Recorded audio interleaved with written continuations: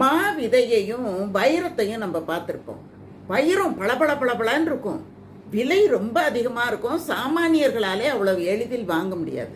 ஆனால் அந்த மா விதையை மிகச் சாமானியர்கள் கூட வாங்க முடியும். பார்க்க பளபளப்பு இருக்காது, ஒன்றுமே இருக்காது. ஆனால் அந்த மா விதையை நாம் பூமியிலே நட்டு வைத்தால், புதைத்து விட்டால், அது லட்சக்கணக்கான விதைகளையும் லட்சக்கணக்கான மரங்களையும் கொடுக்கும். அந்த மாதிரி ஒரு உயிர்ப்பு அந்த விதைக்கு இருக்குது. ஆனால் அதில் அழகு இல்லை.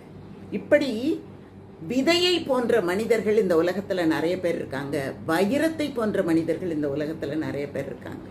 ஆனால் அந்த பளபளப்புக்கு எல்லாரும் ஆசைப்படுறாங்களே தவிர, அந்த விதை மாதிரி இருக்கக்கூடிய மனிதர்கள் லட்சக்கணக்கான விருட்சங்களை இந்த உலகத்துக்கு கொடுத்து இந்த உலகத்தை வாழ்வித்து கொண்டிருப்பதை யாருமே பார்க்கறது கிடையாது.